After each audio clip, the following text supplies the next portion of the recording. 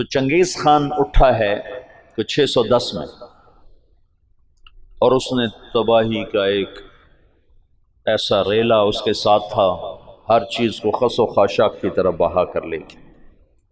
664 میں وہ مرا ہے، اس وقت اس کی عمر 73 برس تھی، 73 سال 4 مہینے۔ اس نے کوئی 25 برس حکومت کی، اور اس نے چنگیزی سلطنت کو ناقابل تسخیر بنا دیا۔ یہ دنیا کا واحد جرنیل ہے، رات بھی بتایا تھا، جس نے شخصی طور پر تنہا سب سے زیادہ فتوحات کی ہیں، اور اس کا کوئی علم عطائی تھا جنگوں کے بارے میں، ملک گیری کے بارے میں، جہاں گیری کے بارے میں، اس کا علم عجب تھا، اس کی برق رفتاری، اس کی ذہن کی تیزی کمال درجے کی تھی۔ قبائل کو ایسے اس نے جوڑ دیا تھا، سب ایک جھنڈے تلے مختلف قبائل جمع ہو گئے تھے، اور دنیا کی ناقابل تسخیر طاقت بنے۔ اور قراقرم صحرائے گوبی میں منگولیا کے پاس ایک بڑا شہر اس نے بنایا، دارالحکومت، جو ساری دنیا کا سب سے بڑا دارالحکومت، اور ان کا بڑا نشانہ مسلمان تھے، مسلمان، کہ مسلمانوں سے زیادتی ہوئی تھی، جس کے بدلے میں چنگیز خان نے ان پر حملہ کیا تھا۔ چنگیز خان کے مرنے پر اس کی سلطنت، اس کے 4 بیٹے تھے، بڑا جوجی تھا، جوجی کے بارے میں اسے شک تھا کہ یہ میرا بیٹا نہیں، کہ اس کی جب یہ چھوٹا سردار تھا تو اس نے بڑی شکستیں کھائیں، حتیٰ کہ اس کی بیوی اغوا ہو گئی، جب وہ واپس آئی تو حاملہ تھی، لیکن اس نے بورتائی خاتون اس کا نام تھا، اس نے ہمیشہ اس کو عزت دی، اور اس بیٹے کو اپنا ہی بیٹا سمجھا، اس کا نام جوجی۔ 3 بیٹے اس کے سامنے پیدا ہوئے، اغدائی اور چغتائی اور طولوئی۔ تو اس نے اغدائی کو اپنا جانشین بنایا، اور جوجی کو روس کی سلطنت دی، روس کی، اور چغتائی کو اس نے منگولیا کی طرف کا اور چین کی طرف کا علاقہ دیا، اور جو طولوئی تھا اس کو یہ نیچے آذربائیجان سے نیچے ایران اور یہ شام، یہ علاقے اس نے 4 حصوں میں اس نے اپنی سلطنت کو تقسیم کیا، اور اغدائی کو سب سے بڑا سردار بنایا۔ اغدائی کے دور میں فتوحات کا رخ مسلمانوں سے ہٹ کے یورپ کی طرف چلا گیا، تو ان کا ایک سالار تھا سبدائی بہادر، سبدائی، وہ پولینڈ تک پہنچا، پولینڈ تک، لیکن اس میں کوئی ایسی سلطنتیں تھیں نہیں، ایسی چرواہے سے بیچارے غریب لوگ، تو وہ پولینڈ تک اس نے چنگیزی سلطنت کو پھیلا دیا۔ اب یہ وہ ہاتھی ہے جس کے سامنے ساری دنیا کے بادشاہ چیونٹی اور چوہے کی طرح، انہیں میدان جنگ میں ہرانے کی کوئی شکل نہیں۔ تو اسلام کی شکل یوں تھا کہ اب بجھا، اب بجھا، اب بجھا، لیکن اللہ نے دین کو باقی رکھنا ہے تو انسانوں کو بھی باقی رکھنا ہے جو مسلمان کہلائیں۔ جب اغدائی مرا ہے تو اس کا بیٹا تھا قیوق، وہ حکمران بنا، وہ بہت رحم دل تھا، اس نے جنگیں روک دیں اور مسلمانوں کو اپنی سلطنت میں شامل کیا، تو اس کی وجہ سے ساری تاتاری سلطنتوں میں مسلمانوں کے بارے میں نرم گوشہ پیدا ہو۔ اب نامعلوم تاریخ کے گمنام سپاہی ہیں جو اتنے غیر معلوم ہیں، اتنے نامعلوم ہیں کہ کسی تاریخ میں ان کا نام تک درج نہیں، ان کی جگہ درج نہیں، جنہوں نے تاتاریوں کو دعوت دینا شروع کی۔ خونخوار قوم ہے، اور تاتاری غریب مسلمانوں کی دعوت سے اسلام قبول کرنا شروع ہو گئے۔ یہ تاریخ کا حیرت ناک واقعہ ہے، غیر مسلم مورخین بھی اور مسلم مورخین بھی جب یہاں پہنچتے ہیں تو وہ حیران ہوتے ہیں کہ کیسے ایک فاتح قوم نے مفتوح قوم کا مذہب کیسے قبول کر لیا۔ ہندوستان میں کوئی عیسائی نہیں تھا، آج کروڑوں ہیں، کہاں سے آئے؟ انگریزوں نے دعوت۔ اندلس سے سارے مسلمان مٹ گئے، سب عیسائی ہو گئے، کیسے؟ طاقت عیسائیوں کے ہاتھ میں تھی۔ تو یہ ایک عجب واقعہ ہو رہا ہے کہ طاقت جن کے ہاتھ میں ہے وہ اسلام کے سب سے بڑے دشمن ہیں، اور اسلام اور مسلمان ان کے لیے سب سے مبغوض چیز ہے، اور پھر وہ انہی کا کلمہ پڑھتے جا رہے ہیں۔ یہ 7ویں صدی میں ہو چکا ہے۔ آج کا چنگیز کسی اور شکل میں ہے، کسی اور نام کے ساتھ ہے۔ آج کا ہلاکو کسی اور شکل میں ہے، کسی اور نام کے ساتھ ہے، لیکن آج بھی وہی ہوگا جو 7ویں صدی میں ہو چکا ہے۔ ہم ان کو سیاسی میدان میں، جنگی میدان میں شکست نہیں دے سکتے، کہ وہ سائنس ٹیکنالوجی میں وہاں پہنچ چکے ہیں جہاں ہم اور جنم لے کر بھی نہیں پہنچ سکتے۔ لیکن ایک راستہ ہمارے پاس پڑا ہے، ہم ان کو دعوت دیں۔ اس وقت فرانس میں اوسط 5 سے 6 گورے روزانہ مسلمان ہو رہے ہیں، اوسطاً 5 سے 6 گورے روزانہ مسلمان، اور فرانس یورپ میں سب سے زیادہ اسلام قبول کرنے والا ملک بن چکا ہے، اور اس کے بعد اٹلی سب سے زیادہ تیزی کے ساتھ اسلام میں آ رہا ہے، اور پوری دنیا میں امریکہ میں سب سے زیادہ اسلام پھیل رہا ہے۔ دعوت ایسی چیز ہے جو چیونٹی سے ہاتھی کو مروا دیتی۔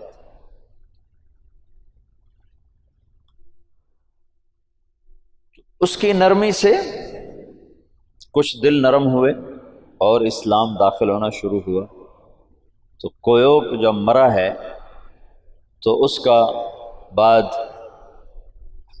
طولوئی کے 4 بیٹے تھے، ایک قبلائی خان، ایک منگو خان، ایک بوکا خان اور ایک ہلاکو خان۔ تو اس وقت جوجی کا بیٹا ایباقا وہ سب سے بڑا سردار تھا تاتاریوں میں۔ تو انہوں نے مشورہ کیا کہ اب ہم کس کو اپنا خاقان بنائیں، تو ایباقا نے منگو خان کے بارے میں کہا کہ اس کو اپنا خاقان بناؤ۔ منگو اسلام دشمن تھا، اس کے دور میں بغداد تباہ ہوا ہے۔ جب بغداد پہ حملے کا لشکر نکلا ہے تو یہ جو مسلمان دائی تھے یہ جوجی کی نسل میں اپنا کام دکھا چکے تھے، اور جوجی کا پوتا برکا خان مسلمان ہو گیا۔ ان کی دعوت پر ایک وزیر مسلمان ہوا۔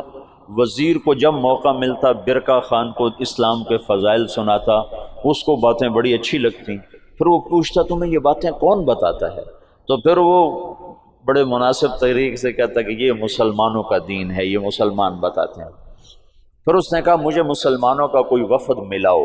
پھر ایک وفد اس سے ملا، انہوں نے اسلام کی دعوت دی، اسلام کے بنیادی اصول بتائے، تو برکا خان مسلمان ہوا۔ روس آج بھی دنیا کی سب سے بڑی سلطنت ہے، اس وقت بھی روس بہت بڑی سلطنت تھا۔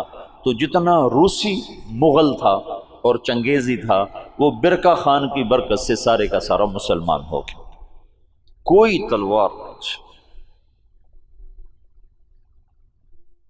ہلاکو جس نے بغداد کو تہ تیغ کر کے رکھ دیا، 15 لاکھ آدمی ذبح کرتا۔ 658 میں پھر اس نے مصر پہ چڑھے، اس دوران حلب، شام، دمشق اس نے اینٹ سے اینٹ بجا دیا۔ پھر 658 میں وہ دمشق مصر کی طرف حملہ آور ہوا۔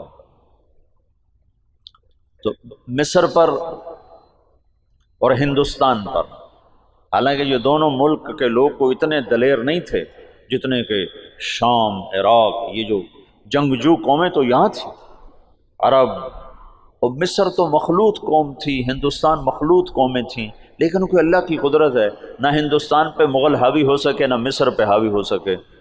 دونوں جگہ ہندوستان والوں نے تو طاقت سے، اور اللہ کی مدد تو دونوں کے ساتھ تھی، اور مصر والوں نے سیاست سے۔ 658 میں ہلاکو خان نے مصر پہ حملے کے لیے فوج نکالی تو اس کا بھائی منگو خان مر گیا۔ منگو کے مرنے پر یہ قانون تھا کہ جو تاتاری جہاں پر ہے، جب خاقان اعظم مر جائے تو سب قراقرم پہنچیں تاکہ اگلے خان کا انتخاب کیا جا سکے، اگلے خاقان کا انتخاب کیا جا سکے۔ تو وہ وہاں سے نکلا، تو اس کی بیوی تھی وہ عیسائی ہو چکی تھی، دوقوزہ، اور اس کا سالار تھا کتبوغا، وہ بھی عیسائی ہو چکا تھا۔ وہ مسلمانوں پر بہت ظلم اٹھاتے تھے، بہت ظلم اٹھاتے تھے، اور ان دونوں نے بڑی کوشش کی کہ ہلاکو خان عیسائی ہو جائے، لیکن وہ عیسائی نہیں ہوا۔ تو انہوں نے اس کی منت کی کہ تم واپس نہ جاؤ، مصر کو فتح کر لو، وہ تو مر گیا، اب تو پہنچ بھی نہیں سکتے ہیں، تو تم بعد میں جانا، پہلے مصر فتح کرو۔ اس نے کہا نہیں، یہ چنگیز خان کا قانون ہے، میں اسے پورا کروں۔ اور اس نے ایک لشکر کا حصہ شام میں چھوڑا، فلسطین میں، اور 2 حصے لے کر وہ واپس چلا گیا قراقرم کی طرف۔ تو اس موقع سے فائدہ اٹھا کر مصر والوں نے خود حملہ کر دیا۔ تو عین جالوت پر 658 میں رمضان میں یہ جنگ لڑی گئی، اور 40 سال کے بعد مسلمانوں کو پہلی فتح نصیب ہوئی۔ اور اس میں قطبوغا گرفتار ہوا، تو وہاں مصر میں اس کو ٹکڑے ٹکڑے کر کے ختم کیا گیا، پر وہ ایسا کم وقت تھا کہ بوٹی بوٹی ہو گئے، پر اس نے سی نہیں کی، اف نہیں کی۔ انہوں نے کہا کیا تاتاری عورتوں نے بچے جننے بند کر دیے جو میرا کوئی بدلہ نہ لے گا؟ میرا بدلہ لینے والے ضرور آئیں گے، لیکن اللہ نے وہ موقع نہ دیا۔ برقع خان ایمان لا چکا ہے۔ جب ہلاکو چلا ہے، وہ قراقرم کے قرولتائی اس کو کہتے تھے، قرولتائی کانفرنس، اس کانفرنس کے لیے چلا ہے، تو اس وقت قبلائی تو لوئی کے 4 بیٹے تھے، تو منگو بنا تھا، تو منگو کی جگہ بوقا خان موجود تھا قراقرم میں، وہ خود ہی خاقان بن گیا۔ تو قبلائی کو پتہ چلا، تو وہ پھر فوج لے کر آیا، اور اس نے اپنے بھائی کے ساتھ پہلی دفعہ تاتاری آپس میں لڑنا شروع ہوئے، اور ان کی ہیبت میں کمی آئی، اور قبلائی خان نے بوقا کو شکست دی اور قراقرم پہ قبضہ کیا۔ پھر ان بھائیوں میں آپس میں بہت لڑائیاں ہوتی رہیں تخت کے لیے۔ آخر میں قبلائی خان غالب آیا، اور اس نے اپنے بھائی کو قید کر لیا، پھر قید میں وہ مر گیا بوقا، اور اس نے قراقرم کی بجائے چین کو اپنا دارالحکومت بنایا، چین فتح کیا اور چین کو اپنا دارالسلطنت بنایا۔ جب ان جنگوں سے فارغ ہوئے تو ہلاکو خان نے حملہ کیا مصر پر، تو برقع خان کو خط لکھا رکن الدین بیبرس نے کہ تم ہماری مدد کرو، تم بھی مسلمان ہو، ہم بھی مسلمان۔ تو پھر برقع خان نے ہلاکو کو خط لکھا کہ تم مسلمانوں پہ حملہ نہ کرو ورنہ میں تم پہ حملہ کروں گا۔ تو ہلاکو نے اسے خط لکھا کہ تم نے چنگیز کا قانون نہیں پڑھا کہ تاتاری آپس میں نہیں ٹکرایا کرتے؟ تو اس نے اس کو جواب دیا کہ وہ بھی کافر تھا، تو بھی کافر ہے، تو حملہ کرے گا میں تیرے اوپر حملہ کروں۔ جب وہ مصر پہ حملہ آور ہوا تو برقع خان ہلاکو پہ حملہ آور ہوا، تو اس نے ہلاکو کو شکست دی، اور مصر اس تسلط سے نکل گیا۔ پھر ان دونوں بھائیوں کی، چچا زاد بھائیوں کے آپس میں لڑائیاں ہوئیں، جس میں ہلاکو کو آخر میں شکست ہوئی، اور اس غم سے وہ بھی 42 سال کی عمر میں فالج کے مرض سے مر گیا۔ اس کا پوتا ہلاکو کا پوتا نکودار اس کا نام تھا، پہلے وہ عیسائی ہوا، عیسائی، اور اس نے اپنا نام نکودار رکھا۔ یہ نکودار خاقانی نام نہیں ہے، لیکن بعد میں اللہ نے اس کو اسلام کی دولت دی تو مسلمان ہو کر اس نے نام احمد خان رکھا۔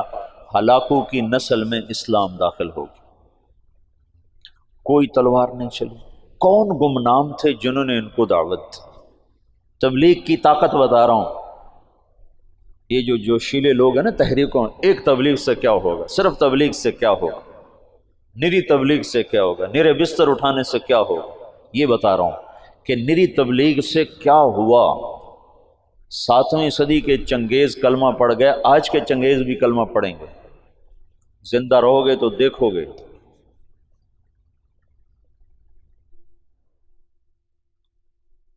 پیچھے صرف ایک نسل قبلائی کی نسل چین نکل گئی، وہ محروم ہوئے اسلام سے، ورنہ باقی ساری نسل چنگیز چغتائی رہ گیا۔ چغتائی کا پڑپوتا تیمور تغلق، وہ جلال الدین رحمت اللہ علیہ کے ہاتھوں متاثر ہوا اسلام سے،